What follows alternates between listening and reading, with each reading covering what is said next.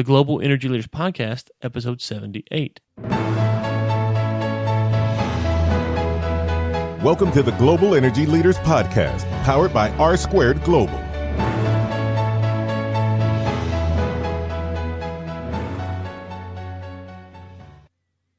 Welcome to another edition of the Global Energy Leaders Podcast. As always, I'm your host, Ryan Ray. So good to have you. And we get into one of the most controversial topics there is surrounding energy today, and that's fracking.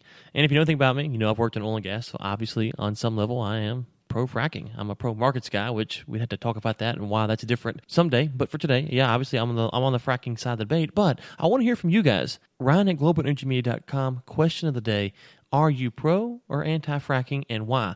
Send me an email, Ryan at globalenergymedia.com, and we will read your answer on the air. But why we're talking about it is a better question. We have on Isaac Orr, who is a research fellow for energy and environmental policy at the Heartland Institute. You know, he's got papers on a wide-ranging stuff. We'll link to his contributor page, or the About Us page, rather, at heartland.org, so you can check it out. And we got a bunch of stuff we discussed in the show. All of that will be linked in the show notes, and I may attend their event, and if so, I'll let you guys know, and you might want to attend as well. So without further ado, here is Isaac Orr talking about fracking. Well, Isaac, it's a pleasure having you on the show today. How are you doing? Oh, I'm doing great. Thanks for having me. Great. Well, let's jump into it. First, tell us about the Heartland Institute and what you guys do there, and what made you interested in fracking and energy in general. Yeah, absolutely. So the Heartland Institute is a public policy think tank. We're based out of Arlington Heights, Illinois, and we are a free market think tank. So what we do is we try to find free market solutions to real-world problems, and energy policy is one of the areas that we are the most interested in, just because it's so important and has such huge implications for pretty much every aspect of our economy.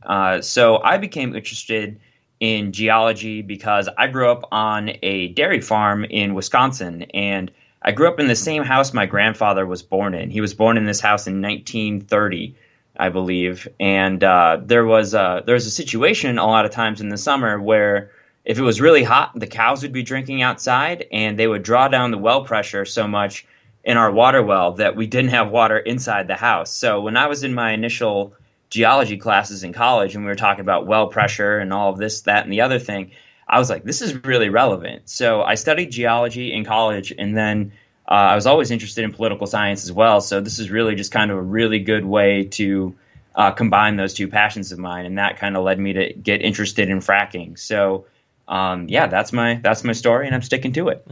Sounds good to me. Well, fracking, that is, depending on where you're at, where you're from, and what you think, could be a very positive word or a very, very bad word. Let's just start off with maybe why do you think it is such a volatile word, if you will, polarizing word that you know, if you're in oil and gas, you're pro oil and gas, man, that's the greatest thing you've ever heard of. And if you're on the other side of the coin, you're like, oh my gosh, it's destroying the world. Why do you think that is, that it's such a divisive word? Well, I think if we're going to talk about words, I think it sounds like the F word, and I think that was, you know, maybe intentional because it is hydraulic fracturing. I understand why you'd want to, you know, shorten that or whatever. So I think that's part of it, and I think it's also like an unknown word. I think that when there is a new process that comes out, people are generally very skeptical of it, and then over time, once it has a track record and establishes itself, it becomes more acceptable over the long term. So hydraulic fracturing has been around for a really long time, but it was, you know, much smaller in scale, in magnitude. I kind of like to compare it between the original one was more like a Model T, and we have, you know, our cars today that are you know, theoretically the same thing, but much different. Right. I remember when I was working in the Haynesville Shale and in the Barnett, and the shale revolution was going on, and you know, they're talking about fracking and all this stuff and hydraulic fracturing, and you know, using all these terms, and you're like, yeah, that's great. Well, from my standpoint, I really didn't care at the time because, you know, we were just working and we were being employed, and that was good for business, and so it really wasn't for us. You know, it didn't really matter how it worked, and then it seems as you kind of walk down the timeline, within a few years, all of a sudden, obviously the natural gas prices plummet, and you're kind of in the spot where all of a sudden people are going, "Oh my goodness, this is terrible." You got movies and videos and documentaries that are coming out, and they're lighting the water on fire, and it just kind of swung the pendulum. And then for someone like myself, who back then really didn't study all that stuff, because it didn't really matter. You're like, "Oh wow, is this really is this really a bad thing or is it a good thing? And so it seems that the perception side of it, maybe the oil and gas companies didn't do a good job of educating the public early on, and they kind of missed the window, and now they're trying to fight an uphill battle. Would you agree with that, or am I missing something there? No, I think you're spot on. I think the oil and gas companies were like kind of pretty much thinking, hey, this is really good for us. This will be good for them economically. Therefore, they're going to go along with it. And if we keep our heads down, hopefully we can get away with it. And not that they're necessarily getting away with anything. There's been, probably 18, 19, 20 studies that have all shown that hydraulic fracturing isn't impacting water supplies from a geological standpoint beyond surface spills. So the track record of fracking is very, very good when you talk about the environmental impacts. But the PR of the oil industry and the gas industry has been substandard, and I think that that's resulted in a lot of heartache on their side going forward. Let's just start with this fracking 101. What are some of the biggest misconceptions that are out there? And what would you say to people who go, you know what, I've seen a lot of bad stuff, and I'm just kind of concerned. Earthquakes and, it's getting into the water and stuff like this. You're quoting these reports, but there's reports that seem to go against that. So just a general 30,000-foot view for our listeners, where would you start to educate folks about fracking? Sure. I would start from the beginning. I would explain, okay, so we've been developing oil and natural gas in the United States for a really long time. The commercial oil business has been around for, over, a century and a half, 150 years. And we used to get our oil from easily accessible reservoirs. So that'd be sandstone formations, that'd be limestone formations, very permeable formations where oil and gas can flow freely out. So we essentially, it was a lot like sucking a drink out of a cup that you might get at McDonald's. You stick the straw in there. The ice is kind of the sand grains. That's the reservoir.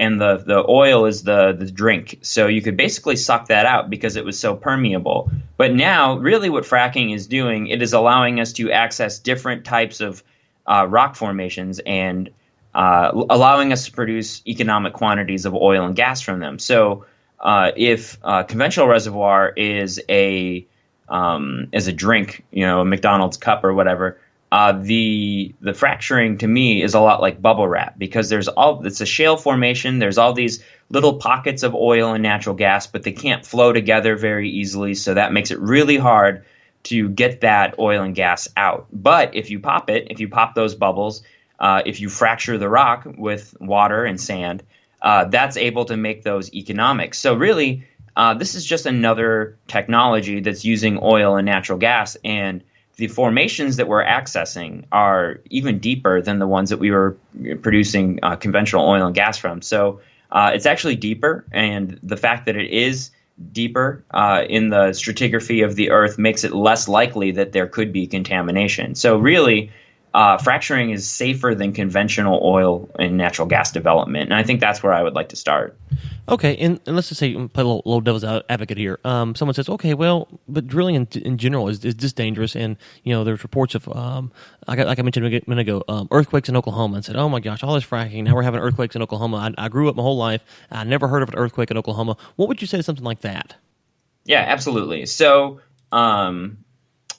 The thing about the earthquakes in Oklahoma is it's not the hydraulic fracturing process itself. It's disposing of the wastewater that is produced during conventional oil and gas drilling, actually. There is a report by, I believe it's the United States Geological Survey, that shows most of the water that's produced in Oklahoma is coming from conventional oil production in the Mississippian Lime Formation. So they're not even using hydraulic fracturing in this formation, but the reason why there's so much wastewater, this is essentially a saltwater reservoir with a little bit of oil. So when oil is trading at $105 per barrel, it makes sense to develop this formation. But you have to get rid of upwards between 7 and 10 barrels of salt water for every barrel of oil that you're bringing up. So they're injecting this salt water into a sedimentary rock formation called the Arbuckle Formation, which has been used to dispose of oil and gas wastewater for as long as they've been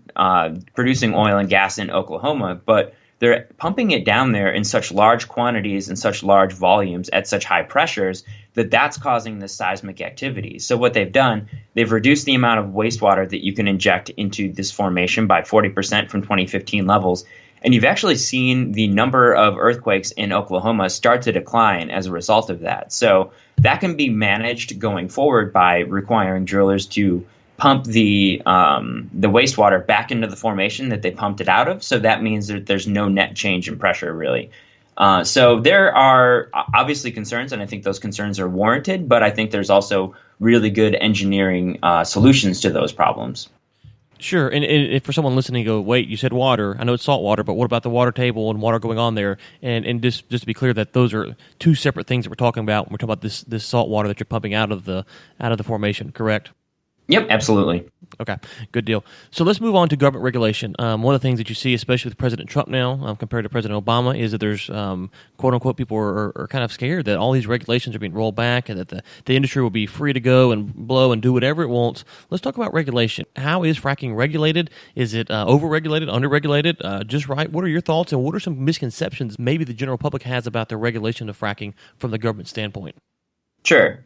So oil and natural gas development is primarily regulated by state entities anyway. So when we talk about the additional regulations that the Obama administration was placing on hydraulic fracturing, they were really duplicative. So they were essentially just requiring extra regulation that go on it, and it really only applied to federal lands. So when you look at the difference between production on state lands versus federal lands over the last, during the Obama administration, state and private lands greatly increased their oil and gas production, whereas federal lands were about the same. I mean, there was a drop off in the Gulf of Mexico. There was some increase in onshore oil and gas drilling, but not a lot. So the permitting process for federal lands is long, it's expensive, and for every day that a project is delayed in the oil and gas sector, that's a lot of money, because time is money everywhere, but especially in the oil and gas industry. So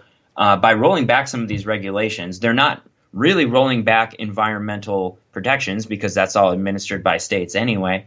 But they are increasing the ability for producers to get into the formation sooner, which is important because who knows what the price of oil is going to do going forward.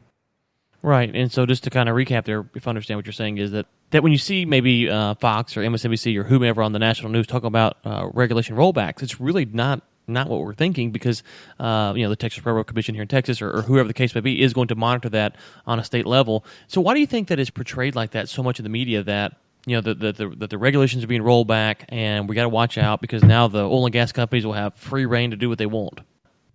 Because we have a 24-hour news cycle and they need something to talk about. And I know that sounds super cynical, but I think that's part of it. I think that we have a lot of environmental groups like 350.org and Sierra Club and Greenpeace that aren't exactly committed to reporting on this as, objectively as possible. So I think that for them, they're able to talk about scare stories, they're able to increase funding, and they're able to get headlines. So honestly, I think that's it.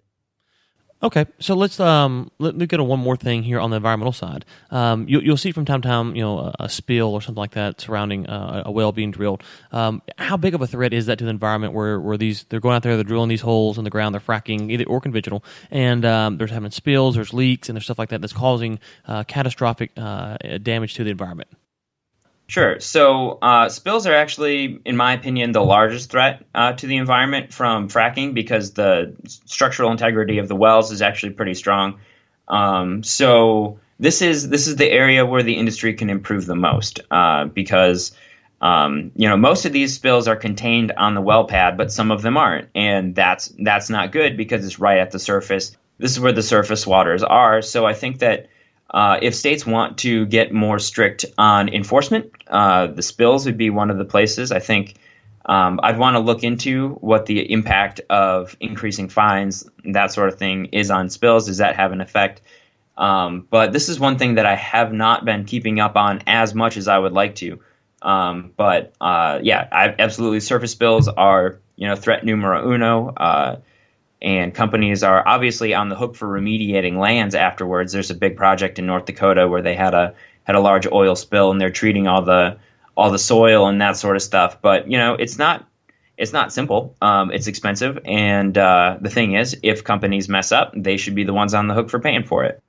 Absolutely, and I'm curious to see. You said earlier that you're a free market think tank. Just from a strictly libertarian point of view, what could we increase the landowner's actual rights for spills so that the person who's directly affected could then go after the oil and gas company? Because the problem with the government, in my opinion, at least here, given my true side, the problem with the government is if they get too much, their hands on it too much, then you get overregulation. Whereas if you said, well, the landowner's the one who's actually being hurt, or multiple landowners are being hurt, for them to actually come back and say, okay. Oil and gas company, here's what you did, here's how you impacted my land, and this is going to be the pay for an environmental study and the long-term impact. Would you be in favor of a system like that, or do you think that should rest with the government? Oh, I mean, I'm a property rights guy, and I think if I grew up on a dairy farm. I grew up in Wisconsin. There's no oil or gas there, but if there was a situation where there was some oil or gas leasing on my dad's land, I think that he should have the right to say, hey, you guys messed up. You need to pay for this assessment. It's got to be some sort of third party because obviously we want this to be as impartial as possible, and you guys should have to pay for it. Absolutely. Right. One thing I've enjoyed about doing this show is we bring on folks from all different backgrounds that have all different kind of opinions. And I've learned that as energy professionals, for the most part, we really have a lot of things in common. Now, we may disagree on, the impact of climate change, or is fracking, a good thing or a bad thing, or solar or whatever. We may disagree on execution and things like that. But as far as being able to talk about the issues, I think we really agree that there's a lot of core principles. And oil and gas, I think, gets kind of a bad name because it feels like you have to almost protect it because it's under attack so much. But me and you are both pro oil and gas guys. Are sitting there saying, okay, yeah, we want oil and gas to happen, but we also want there to be repercussions when they do bad stuff. And I think that kind of narrative oil and gas professionals need to embrace more is that we're pro oil and gas, we're pro drilling. But guess what? If you tear my land up, that there's punishment for that. Just because you're oil and gas, you're doing good things, doesn't mean you should get a free handoff on that. Absolutely. And another thing I like to talk about is total energy consumption in the United States, because I think that there's a really big disconnect between what people think or where people think we get our energy and where we actually get our energy. So I like to ask people this because people hear that I support fracking and all that kind of stuff, and they kind of give me a weird look. And I just say, hey, okay, so let's imagine that your phone battery represents all the energy that we use in the country, shipping stuff, driving, oil, electricity, and, everything else, heating, natural gas, that sort of thing. And I said, how much of that energy do you think comes from wind or solar? And then people say, oh, probably not much, probably like 10, 20%. And then I just let them know it's actually about 2.2% of our total energy comes from wind and solar. We have about 8% from nuclear. We get about 18% from coal, 28% from natural gas, and 35% from oil. And when people think about it in terms of that, in terms of their phone battery, think about, how happy do you feel when your phone's getting to about 2.2%? I get nervous when I get below 45%, honestly. But right. But I like to couch it in that way because I think that that's something that people can identify with, right? Because the first question I'm ever going to ask when somebody approaches me with any sort of proposition is, what's in it for me? And unless we can talk to people in a what's in it for me type of way, then we're fighting a losing battle and we're never going to win it. So when we talk about our energy and the importance of energy and the importance of affordable energy and reliable energy, we need to make it personal. And I don't know a way that makes it more personal than talking about the phones. I read one study where people care more about their phones than their children. Hopefully that's not true. Right. But it's up there. Well, I've said something similar. I said, as from the oil and gas standpoint, they need to take a barrel of oil and equate that to how many houses or parts of houses or 10 barrels of oil, whatever the ratio is there, to take oil and put it into, this is taking care of someone when it's -6 in Fargo, North Dakota. This is what oil is doing for you right now. Because it's, if you turn on oil on the news, it seems like there's three major things it talks about. The price, because you're trading it. The Middle East, because, the tie-up with some kind of war or what's going on there, or an environmental spill. That's the three things that oil seems to dominate the news with, and not what the good is doing, like you're saying with the battery percentage. And I think that oil and gas companies, if they would, companies, think tanks like yourself and other groups would be, if they would be more supportive and say, this is actually what it's doing. This is actually what we're doing. We're trying to help people. We're not trying to hurt people, and the oil and gas industry is full of folks like me and you and everyone else who just try to make a paycheck and make a living and put power to people's houses. And we kind of miss that narrative, I think, at least, outside the industry. So we appreciate groups like yourself. And anything else that you wanted to plug or promote before we let you get out of here today? So our website is heartland.org. I'd encourage you to pop on there. We have a lot of stuff when it comes to energy and environmental policy. We also do school reform news. We do budget and tax stuff. And we also talk about healthcare quite a bit. So we're kind of an all-around policy shop. So if your listeners are interested in any of that, we have a lot of great resources. And other than that, just follow me on Twitter at the Fracking Guy. Absolutely. We will link to all that in the show notes. I'm actually subscribed to y'all's newsletters and enjoy getting them. And I think, don't you guys have an event here in Houston, Texas, which is just a few hours away from me, about energy policy here in November? Is that correct? Yes, that is correct. And thank you for bringing that up. So we are doing an America First Energy Policy conference, essentially. We're going to be talking about all the ways that the United States can use its unique energy resources in order to really take advantage and promote itself on a global marketplace. The cost of energy is such a huge factor when it comes to manufacturing. And the fact that hydraulic fracturing has made the United States the largest producer of natural gas, the largest consumer, but also have the lowest prices. Companies are coming to the United States to build factories and put people to work. And that's a really positive message. And we just really want to make sure that this administration, they seem to get it. We want to outline and flesh out some of their big policy ideas, and we want to kind of provide them a roadmap that says, hey, this is really how we can turn this into a huge geopolitical advantage. So I believe that's November 8th, but I may be wrong. So yeah, it'd be great if your listeners know of anyone who would be interested in attending or sponsoring the event. They can reach me at ior@heartland.org, and I can forward you guys to the appropriate people who are in charge of the conference. Absolutely. We will link to all that in the show notes and make sure the correct dates. I think it is like the 8th and the 9th. Sounds right to me, but we'll get the correct date in the show notes. Isaac, thank you for coming on. And we'll look to have you on again in the future as more environmental-related news around fracking comes out. Yeah, absolutely. Anytime. Thank you.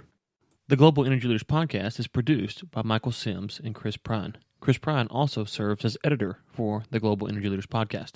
Until next time, keep climbing.